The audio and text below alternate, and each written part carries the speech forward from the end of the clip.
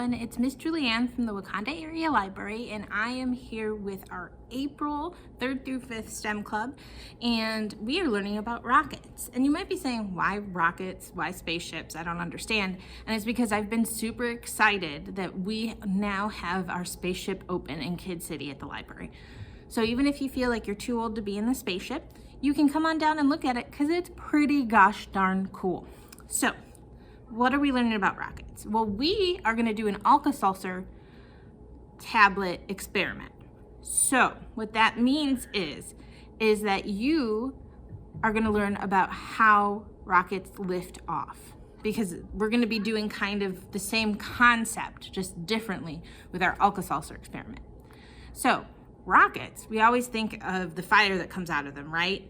We always think of how it blasts off into space, right? We literally call it blasting off because it involves fire. Well, why do you think the thrusters need fire? They need fire to create a hot gas, and that gas builds up a pressure, which then helps push the rocket out. So if you think about it in this way, and it's not the same type of gas, but we have gas inside our bodies, right? Even air is a gas. So when you need to burp, what does it feel like if you hold that burp in, right? It hurts. But don't you feel like a push when you do burp? So think of it like that.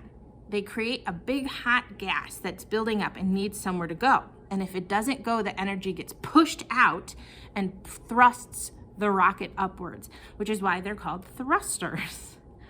And just a reminder, what do we consider gas, right? It's not a liquid like water, and it's not something that we would consider a solid like a plate or ground. It is something like in the air. So, we have air, that's a gas. Helium, that's a gas, when we blow up balloons and the balloons float. So you can't see it, but it's there. That's what a gas is. So that's what happens. The heat heats up the gas, gets it rising, because heat rises, and then it goes, and then it has nowhere to go though. It's like, what is it gonna do? And then plop, plop, it plops up the rocket. Well, thrusts, probably a better idea. Plop works for our experiment. Thrusts up the rocket. Now, you will have noticed for your experiment, not only did you get a small canister, you also got these rockets.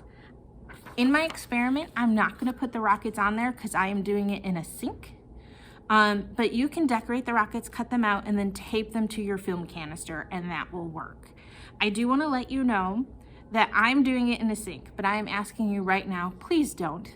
For your grown-up sake, for yours, please do it outside.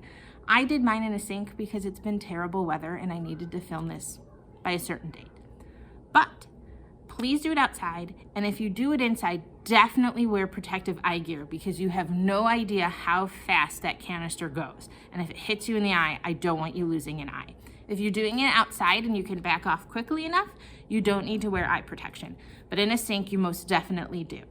And now I'm going to show you how to do the rockets. Okay, so I'm going to show you how to do the Alka Seltzer rocket.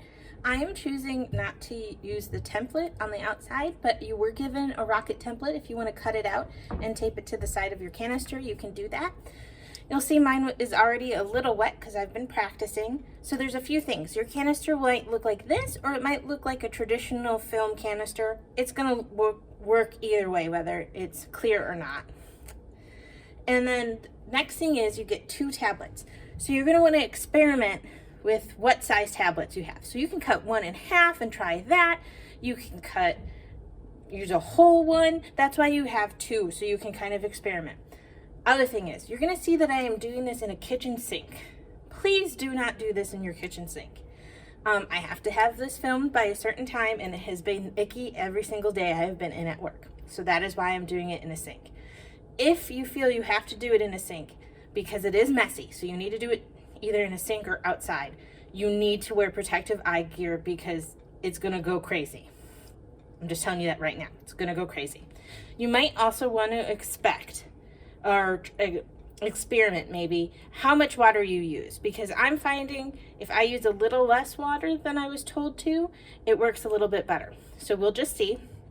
You can also use tape to tape part of your tablet to this part here. So you would double side it and then tape one side here if you want it to stay and not mix. I'm gonna try to do it without doing that, just because I'm afraid the tape might affect it somehow. I haven't heard that it does, but it's something to maybe play with.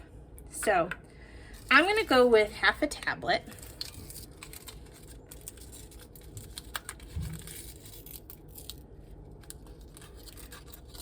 Well, actually, maybe even a little bit less. Looks like my tablet broke. I'm just gonna place that here and then put that to the side. And then I'm gonna fill up my water, and I'm gonna go with just this. Now, if I don't put as much in, it will take longer for the fizz to happen, but I feel like I get a better reaction. So not quite half full. And then what you want to do, and this is the important part, is once you flip, make sure it's together tight or else it's also not going to pop. So make sure you hear that click, and then you're going to turn it down here and wait for the magic to happen. Now you're going to see it's bubbling, which means the gas is being created, and bam, it's going to pop. But do you guys see what I mean? It goes really fast, really crazy. So please wear eye protection if you're not doing this outside. And that is how you make an Alka Seltzer Rocket. I just want to thank you for joining us, and I hope you have a wonderful day, and we'll see you in the library soon. Bye!